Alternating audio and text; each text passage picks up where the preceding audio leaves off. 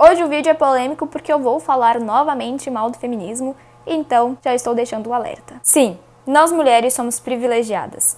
Hoje eu quero comentar sobre o livro O Privilégio de Ser Mulher, da autora, professora, filósofa e teóloga Alice von Hildebrand. A Alice é católica, então teremos muitas referências à Igreja Católica, à Virgem Maria e também aos santos e santas do Senhor. Mas como eu sei que existem algumas pessoas que desdenham e nos atacam de idolatria e que deveríamos amar somente a Deus e que somente Jesus salva, e umas pessoas até dizem que a Virgem Maria é uma mulher qualquer, então eu já gostaria de começar esclarecendo alguns pontos. Primeiro, nós não adoramos imagens e muito menos os santos, nós os veneramos. É uma questão de discernir o que é veneração e o que é idolatria. E adorar algo ou alguém que não seja Deus, aí sim é idolatria. As imagens é uma forma de recordação, de visualizar aquelas pessoas que seguiram a palavra de Jesus e tiveram uma vida de santidade. É como se ao olharmos para as imagens, nós possamos nos lembrar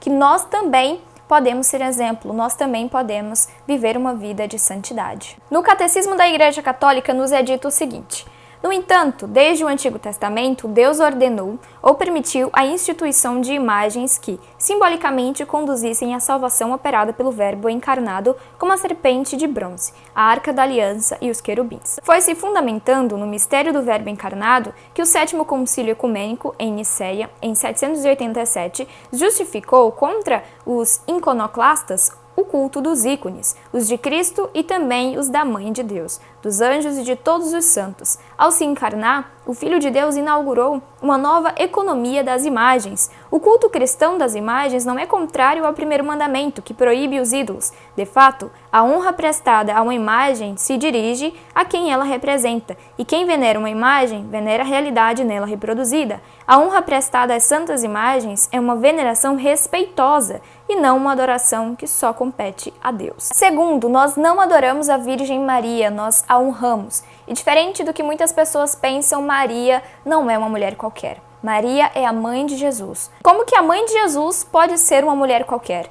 Nem eu, que sou uma miserável pecadora, não sou uma mulher qualquer, quem dirá a mãe do Salvador. A Virgem Maria, como mãe do Salvador, Rei e Senhor, também é digna de ser chamada Nossa Senhora e Rainha. E por consequência também devemos amá-la, honrá-la e respeitá-la. Nós chamamos pecadores de rainha, soberana e senhora, porque então não podemos chamar de rainha e senhora aquela cheia de graça que gerou o Salvador em seu ventre e que é exemplo de todas as virtudes, como diz São Tomás de Aquino. E sim, somente o Senhor salva, mas os santos e santas do Senhor e também a Virgem Maria intercedem por nós e pela nossa salvação. Nossa Senhora é uma escada para nós pecadores e ela é mediadora de todas as graças. Afinal, como que um filho pode negar um pedido de uma mãe? E vamos nos lembrar também que o primeiro milagre de Jesus foi a pedido de sua mãe, da Virgem Maria. Jesus na cruz nos deu a Maria como filhos e Maria como nossa mãe. Junto à cruz de Jesus estavam de pé sua mãe e a irmã de sua mãe, Maria de Cleofas e Maria Madalena.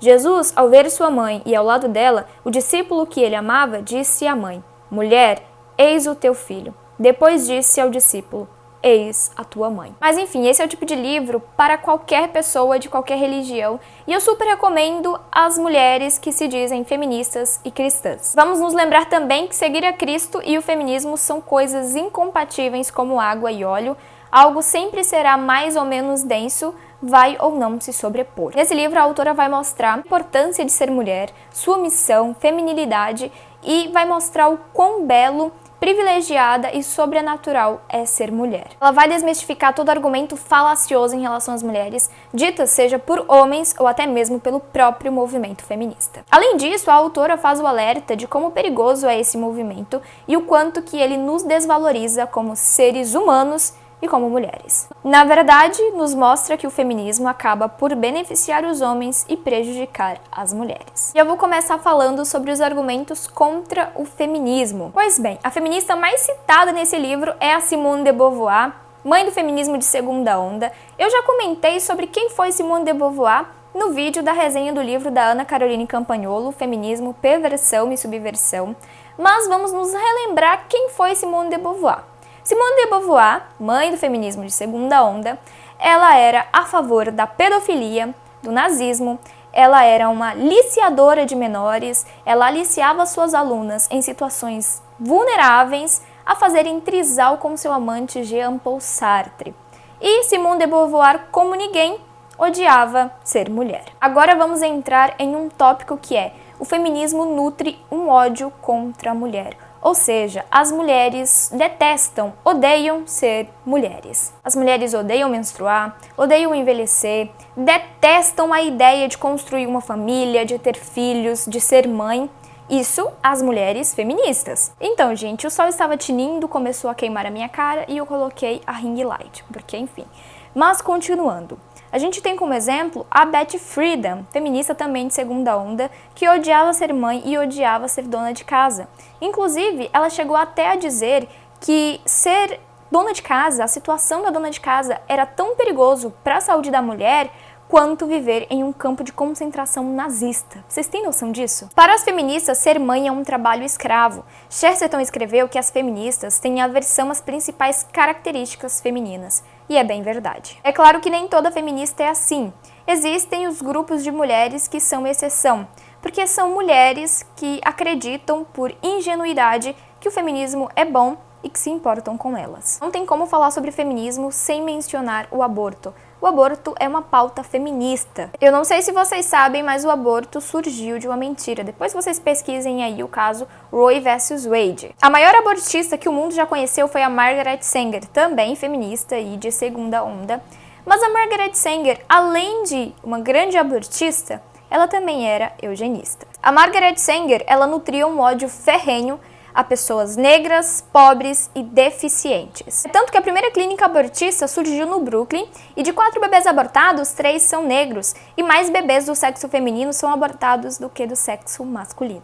Hoje em dia gastamos fortunas para salvar a vida de filhotes de baleias, mas assassinamos milhões de bebês na barriga de suas mães, no ventre de suas mães, e achamos isso normal. A maioria das mulheres que abortam, elas entram em depressão e se arrependem, sem falar também que depois elas encontram dificuldades para poder conseguir engravidar novamente. O feminismo incentiva as mulheres a matarem seus próprios filhos, a matarem uma vida independente, mas esse mesmo feminismo não dá assistência a essas mulheres. No ano passado, eu assisti um vídeo de uma youtuber, que agora eu não lembro mais o nome, mas nesse vídeo ela chorava muito e ela estava desesperada nesse vídeo, ela chorava bastante. E ela disse que ela tinha perdido o bebê, que ela não conseguia mais segurar uma gravidez. Todas as vezes que ela tentava, ela perdia o bebê. E ela conta também nesse vídeo que tudo isso é porque quando ela era mais nova, ela fez um aborto.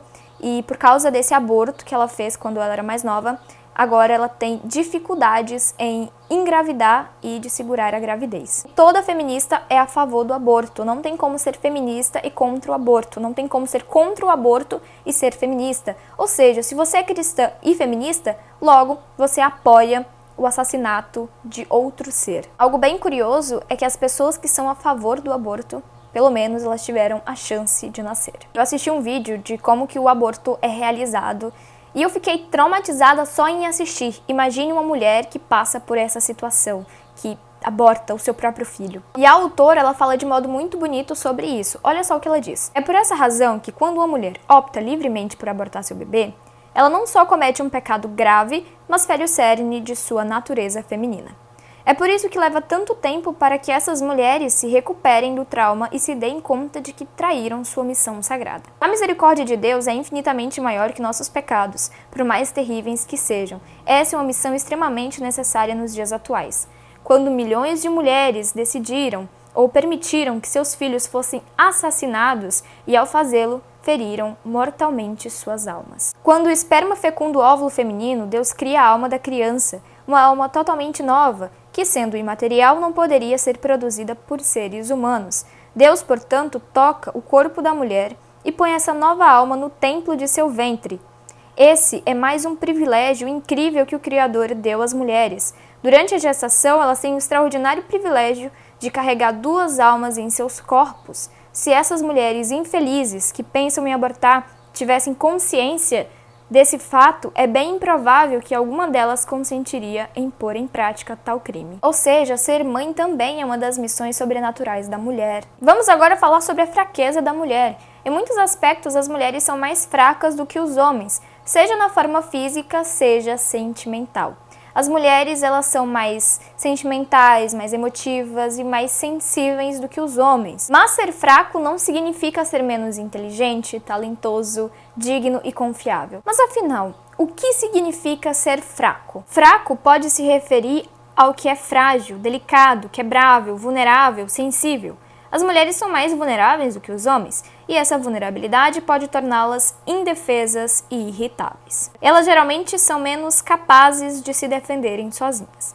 Nesse sentido, as mulheres são mais fracas que os homens, e isso se vê exemplificado nas lágrimas femininas. Se juntássemos todas as lágrimas derramadas por mulheres desde o início do mundo, elas poderiam competir com o mar, ao passo que as lágrimas derramadas por homens encheriam uma piscina de tamanho modesto. Mas se por um lado as mulheres são mais fracas do que os homens, por outro, elas são as que mais recebem graças, e a fragilidade das mulheres pode converter-se em força. Sem falar que a mulher tem poder de sedução, mas a sua beleza, se usada de modo errado, da forma errada, pode servir para a sua própria destruição e também para a destruição de outros. Tem um trecho muito bonito nesse livro que diz o seguinte: São Paulo, quando escreveu: "Quando sou fraco, então é que sou forte", na liturgia dedicada a Santa Inês, uma jovem donzela e mártir, a igreja escreve: "Ó Deus, que escolheis as criaturas mais frágeis do mundo".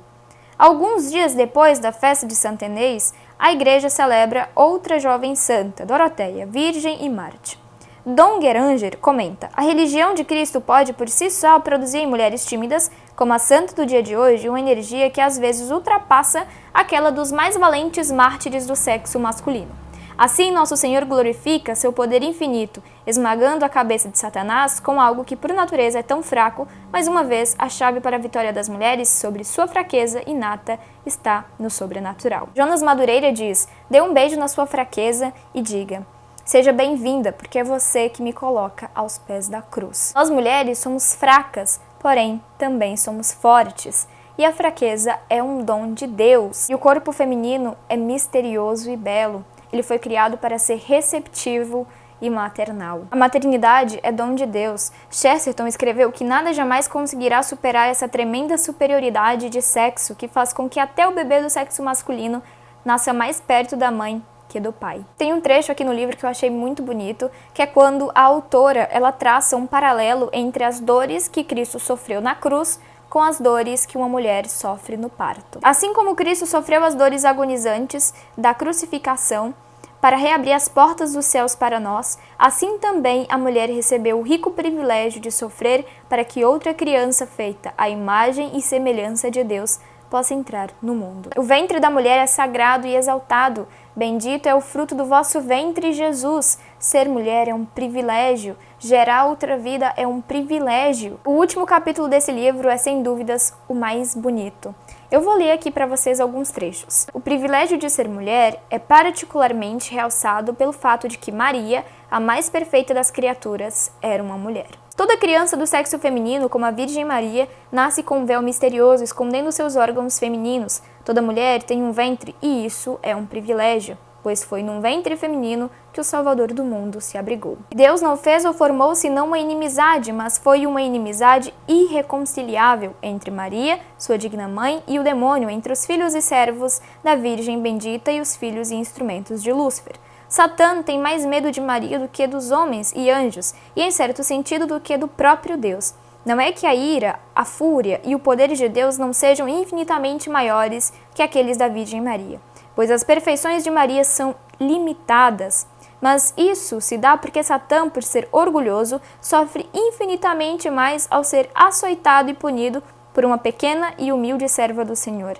A humildade dela humilha-o ainda mais que o poder divino. Os demônios temem mais um olhar que ela lança sobre uma alma do que as orações de todos os santos e uma ameaça de Maria contra eles.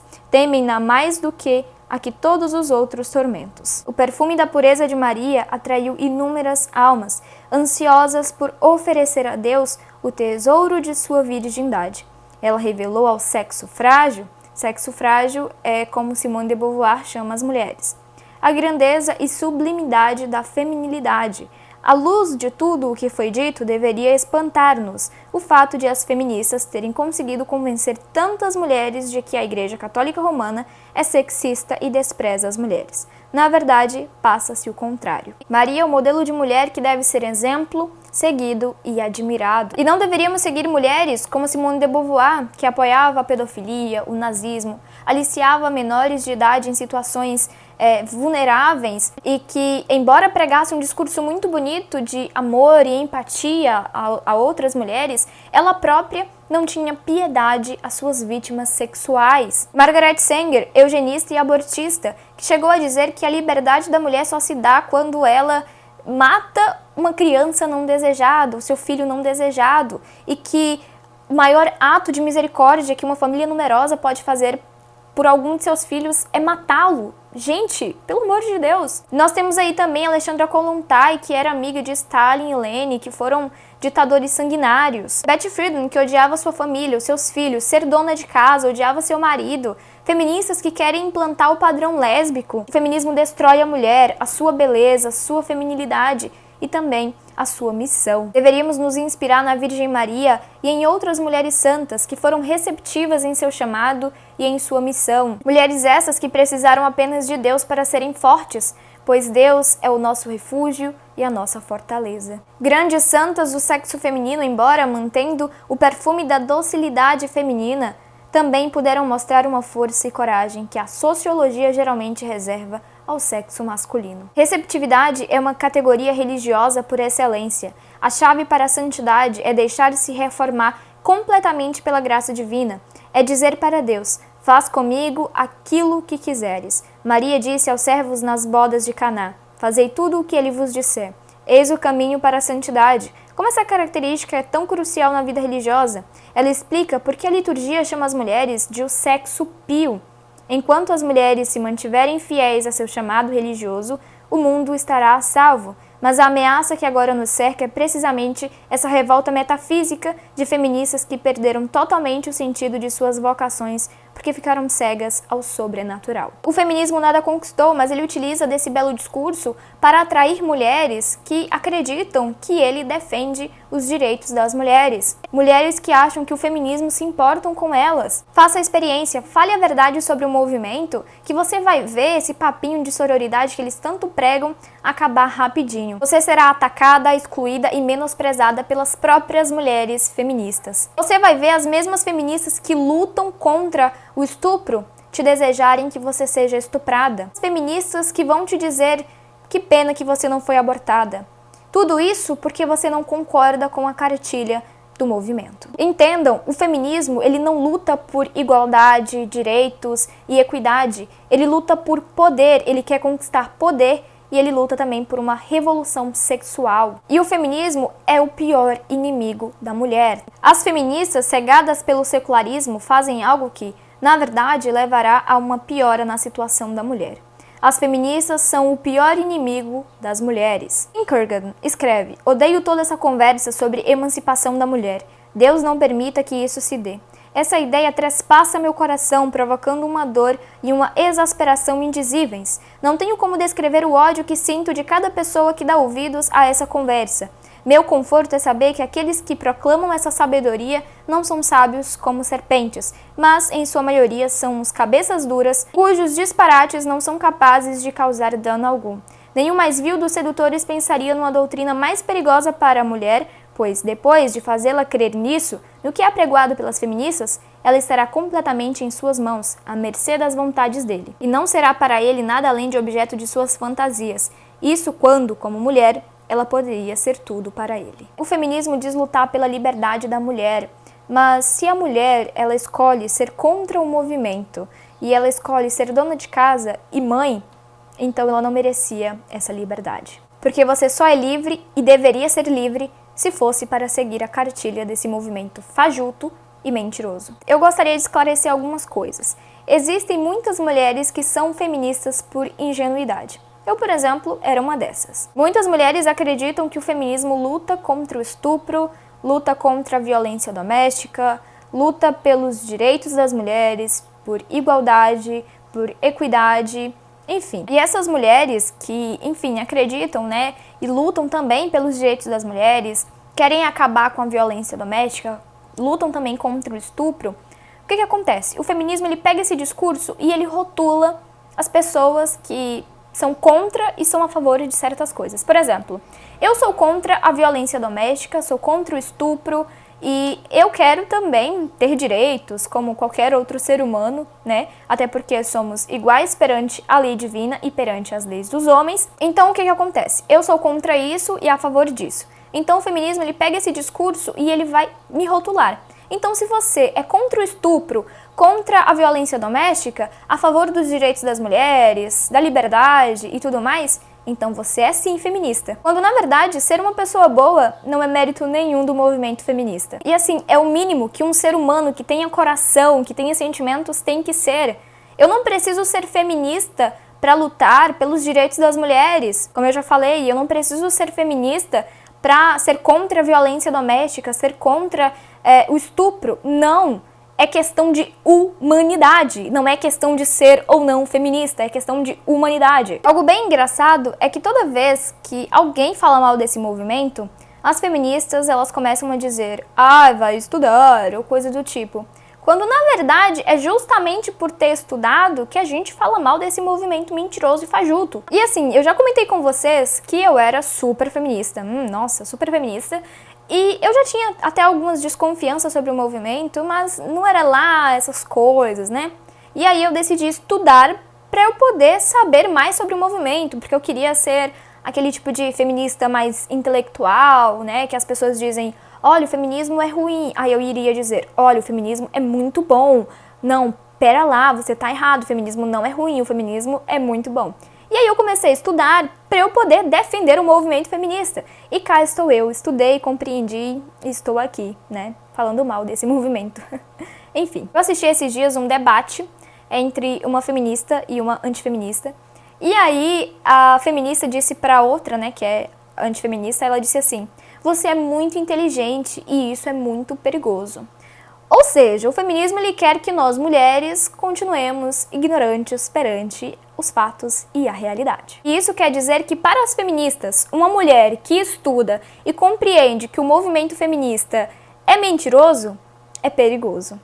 É um perigo. Uma mulher que estudou e compreendeu a verdadeira face desse movimento é um perigo. Não é à toa que existem vários casos de mulheres feministas que foram estudar sobre o movimento e viraram antifeministas. Outro ponto que a autora aborda nesse livro e que eu vou comentar brevemente com vocês é em relação à Igreja Católica, o cristianismo, a Bíblia e Jesus serem machistas e símbolo de opressão patriarcal. É claro que na Bíblia existem diversas passagens que falam mal da mulher, que fala da perversidade da mulher, que falam severamente sobre a mulher, mas em contrapartida existem também diversas passagens que realçam a força, o poder, a coragem e a importância da mulher. E olha só o que a autora nos diz.